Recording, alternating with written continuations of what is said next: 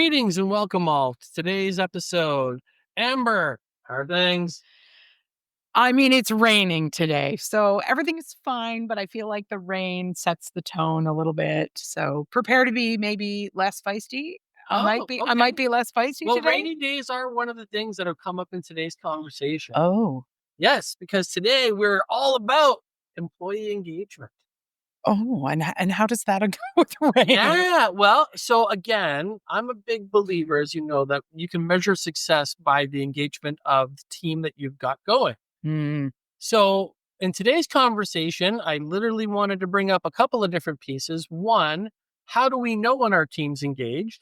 Can we be over engaged? Because certainly we've seen spots where there have been boundary issues around engagement.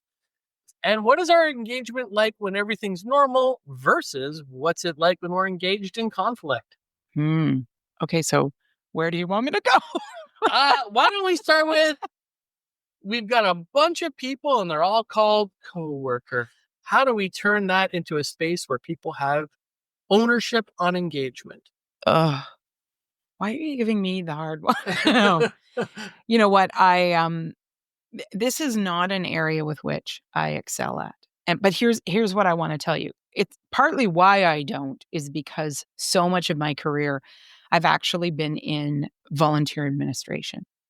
And what that means for those of you out there, so I actually am a CVA. It stands for Certified Volunteer Administrator, and it's a credential that people who work in primarily the charity and the not-for-profit sector who work at empowering large teams that are not employees, but that are volunteers. We kind of get together and have a very interesting perspective and different approach on how do you motivate people to do their job, J-O-B, when it doesn't apply because they're not actually an employee. And although volunteers may have a job with your organization, they're not paid to do it. They have a volunteer role. That's what we say.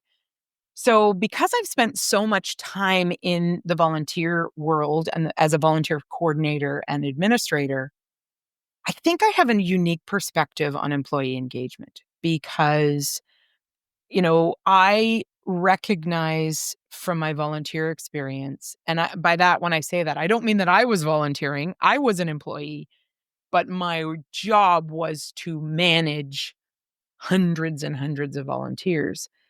And the way you do that means you build trust, you build relationship, you invest in actually caring for and noting the idiosyncrasies of these individuals. You look for what their passion and purpose to show up is, and then you let them serve in those unique ways so that their contribution to the organization, it really is more on their terms as opposed to their job or their role fulfilling our terms as staff of the organization.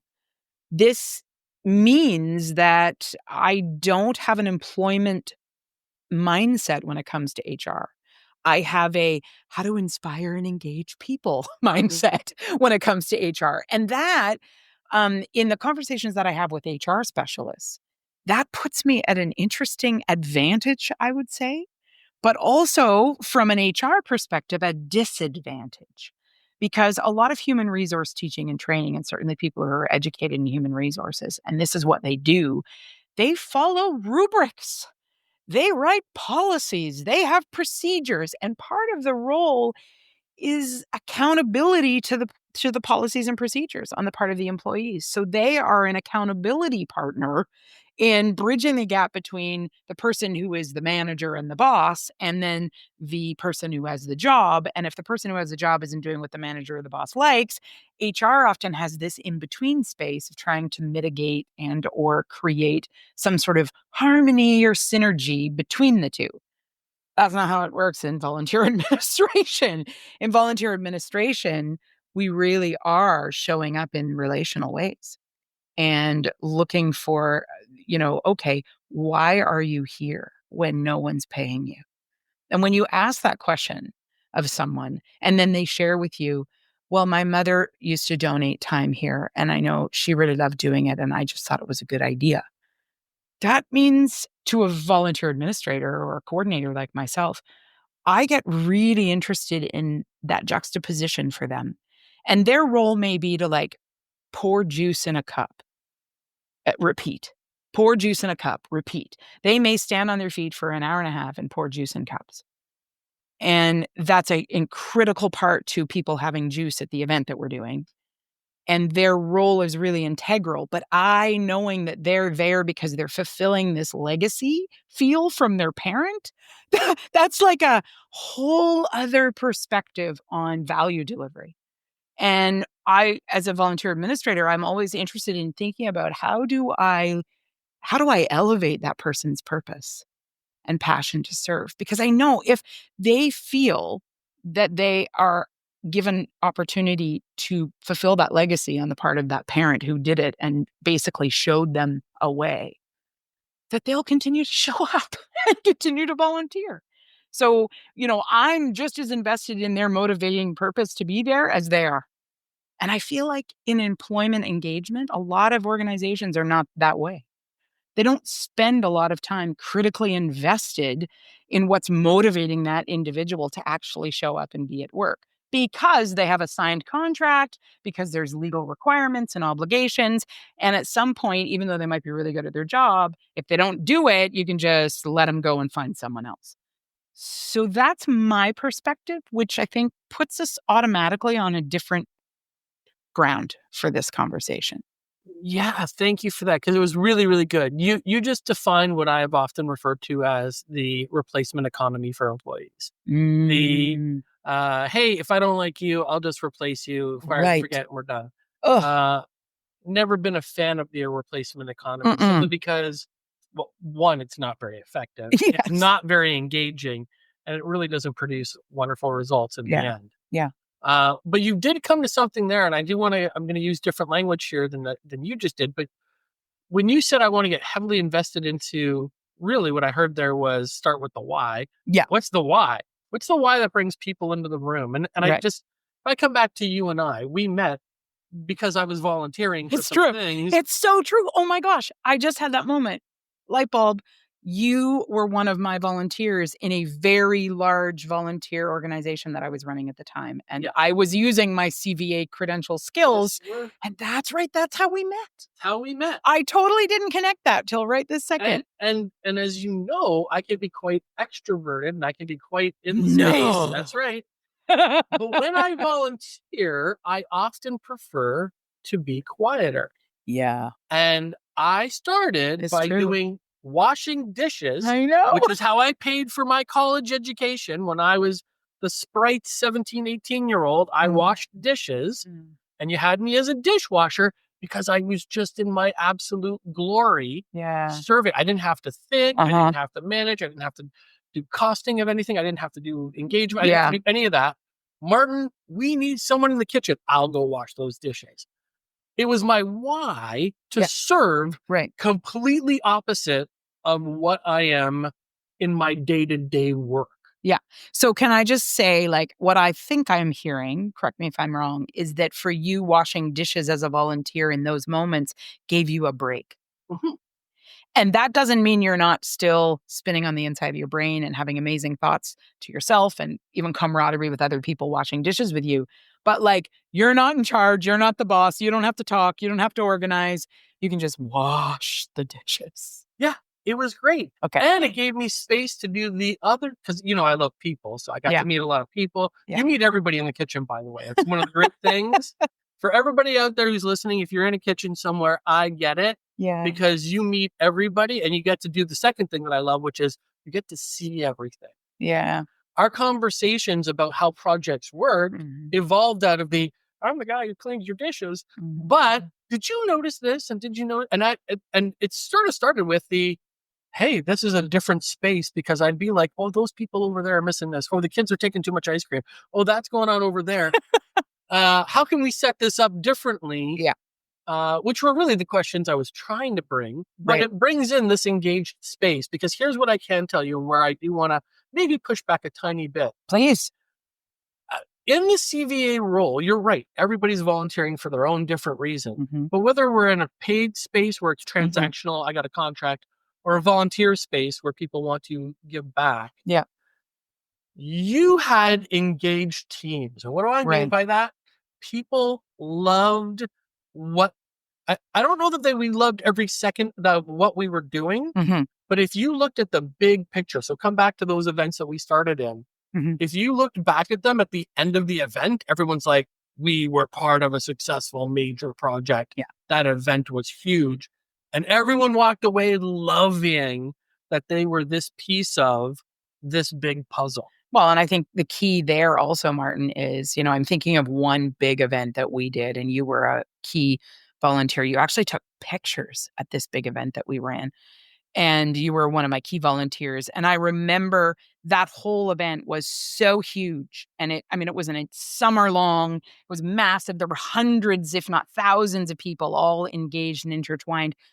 And my role as a CVA in that through the entire season of running those events was to remind every volunteer, including you, at as every interval that I could, that because of your service, we all collectively were accomplishing amazing things.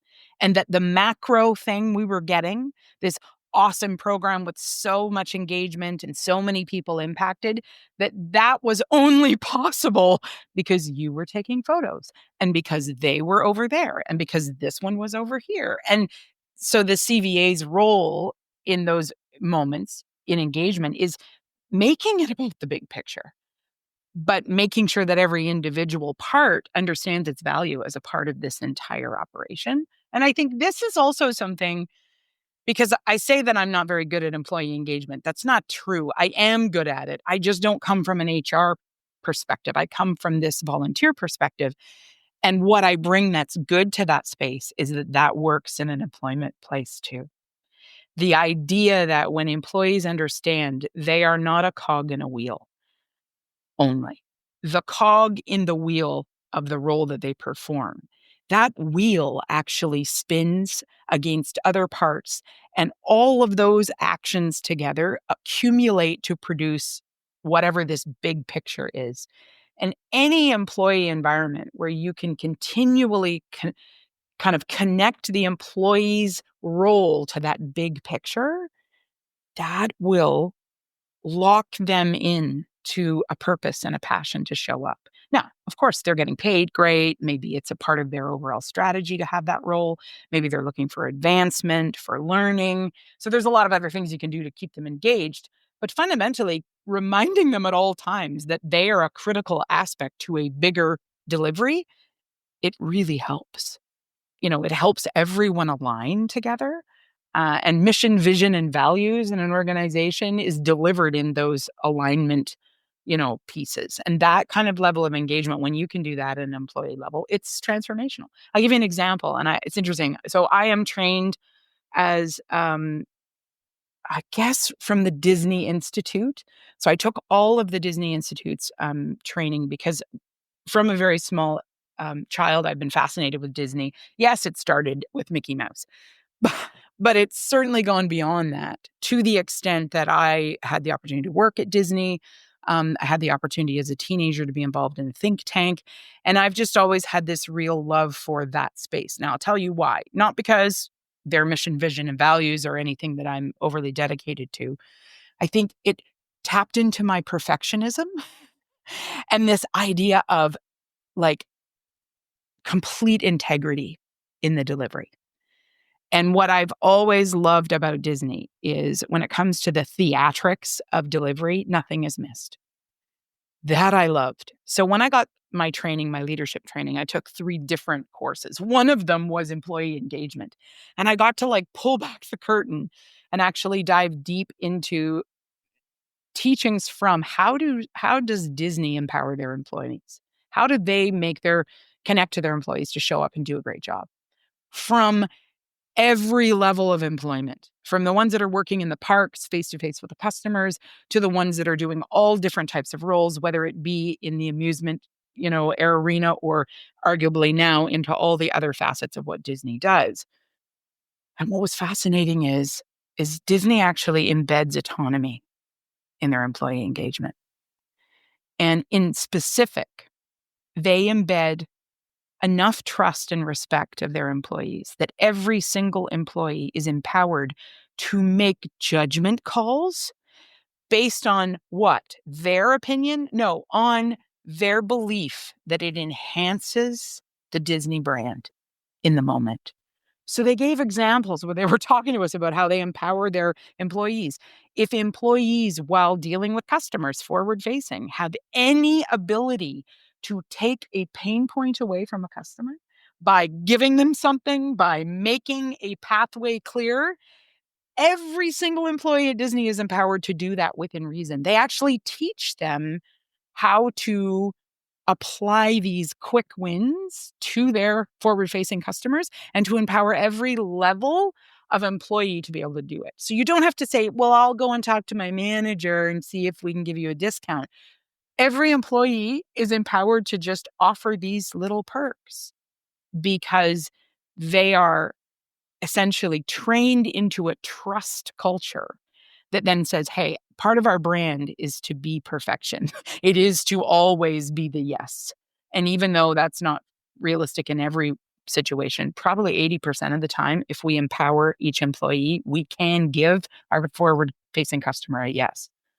Man, that was it wasn't surprising to me when I got behind the curtain that that's what was going on, but I realized that's also what I saw whenever I had interacted with Disney. And I'm speaking primarily of face-to-face Disney interaction. So I'm not talking about Disney streaming and Disney as the sort of, mecca movie maker and, TV owner and broadcasting. I'm talking about in their delivery of their amusement parks and their merchandise and any of that. This is what I saw when I got trained with their employee engagement. And I realized it's the same thing. It's about trusting employees enough to connect them to the bigger mission, vision, and values. And then saying, you're actually an ambassador of that.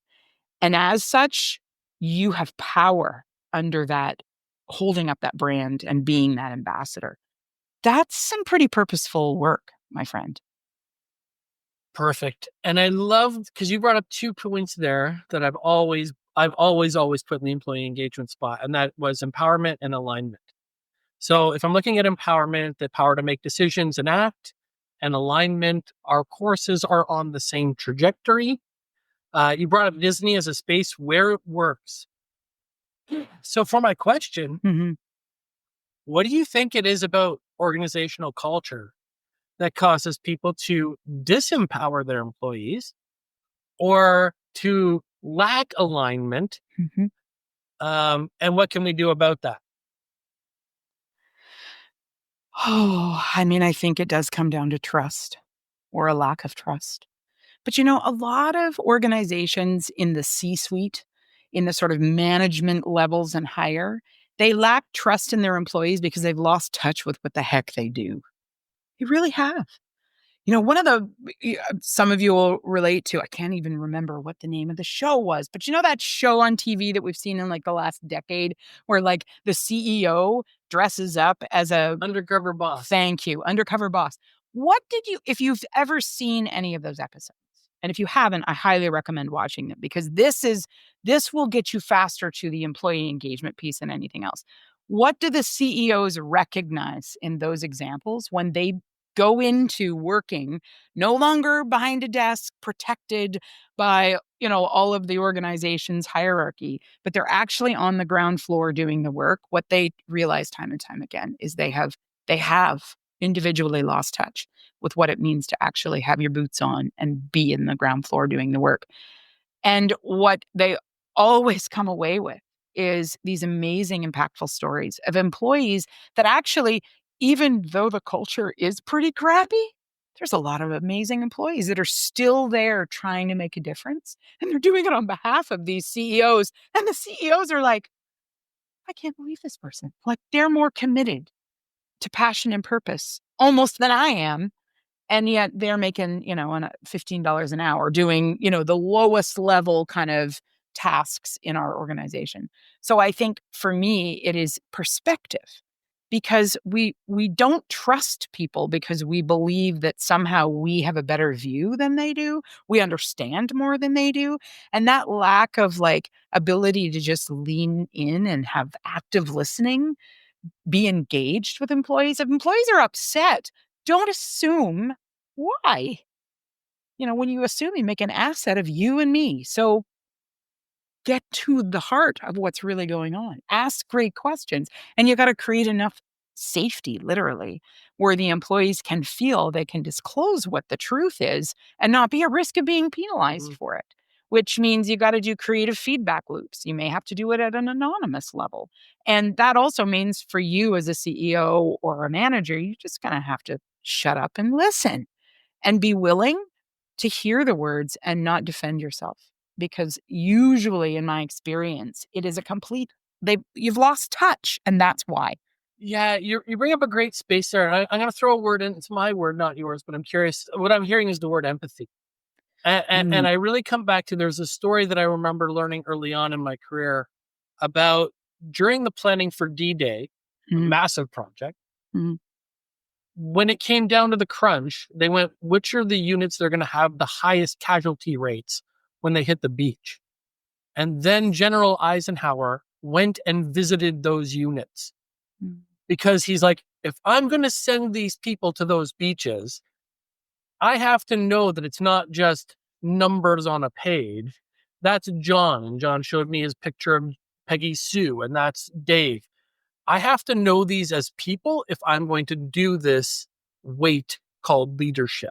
mm, And that empathy, I think, was one of the things that really connected to what you just talked about there, that space between strategy and who's really doing this thing mhm, in engagement. And what I'm hearing, and this is just my question is sort of employee engagement. Sometimes we think it's, a C-suite down, but sometimes it's a C-suite, or sorry, it's a down up. mhm, And what is that space where we have to think about empathy, and that's mhm, my word, mhm. as we talk about this engagement from both leadership and followership? Yeah, I mean, bosses have to get over themselves. The thing about being the one in charge, and perhaps if you've never been a one person in charge, you don't know this, but it's very lonely. It's very alienating. It's very isolating. And what that does to a human, when a human feels alone, alienated, and isolated, it does nothing good to them. Because we internalize, we spin, emotions run rampant, and we lose often very much the ability to have perspective on what's really going on around us because we are not meant to be solo.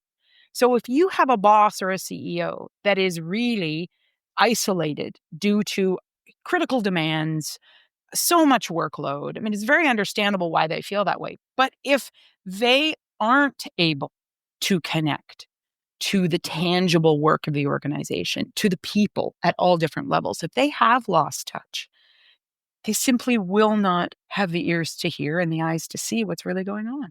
They won't. And, in a lot of the people that I have the opportunity to coach, that are often in those C-suite roles. They're coming to me, great frustration, feeling the stress, the anxiety, and wondering, what can I do? And what I realize is you need to literally get over yourself and set time apart to be strategically invested in listening and hearing from those who are around you, who look to you as a leader, who want good leadership. I mean, everyone needs, including me, who, let's face it, I'm not necessarily the most employable person you've ever met because my feistiness means I like to ask those questions. And oftentimes this idea of an employee means you just do what you're told. And I think, no, great employees don't do what they're told. Great employees accept what you're asking of them and then reflect back to you with critical feedback. Hey, I understand this is an outcome. Here's how I see it. Could we collaborate on some version of this? Because, good employees essentially should be hired and engaged because they bring something to the table, not because they're just available to do what we want them to. So it is this, we've got to share back and forth. But the more isolated you are as a manager or as a leader, the more lonely you feel, the harder it is for you to let your guard down. Get over yourself, literally, your ego. Get over that ego feel and just listen. just be present. It's very difficult to do. And the only reason I know that is because that's my experience. I know because it's very difficult to do. And I think I agree with your use of the term empathy. I think what I don't want the world to be confused by is what empathy means. Empathy means you care for someone else. That's it. Now, there's a lot that can go into that, but at its fundamental level, we're just talking about caring for someone. And so let's not get all abstract about what empathy is, because I think a lot of us have been led to believe in a professional environment on a project, you're not supposed to care for people, you're supposed to do the work. No, I would argue you're supposed to do the work and care for people because part of the work is caring for people. So it's yes, and it's both. But a lot of the traditional business practices we've seen, certainly in the last 50 to 70 years, really have tried to eliminate that. And I will tell you, there's a little bit of that creeping back in. And there's a bit more rhetoric in some of the organizations that I talk to that are, they're wrestling with a lot of big issues. And as soon as you talk about empathy, they're like, no, we don't do that here because that's just a buzzword. And that's going to take us down if we're too empathetic. And I'm like, excuse me. If you don't understand that employing people is a stewardship practice on your part, that you have to steward your relationship with those people because you have brought them in for them to contribute. So, if you've lost touch with that, you don't get empathy. You've somehow thought it's something other than it is. Because I really do think the work is to work and care for people. That's part of the work. Yeah, I literally heard what I'm now seeing as the banner, 7-word banner. 7-word banner. Are you ready for this? Okay, ready. Do the work and care for people. It doesn't sound that hard. But it's the hardest. We've been 30 minutes on it and it's still going to be challenging. So thank you for doing the work of this podcast and getting these pieces out to everyone and for caring about the people who are going to hear these words. Thank you so much for today's conversation. Thank you. Have a great night.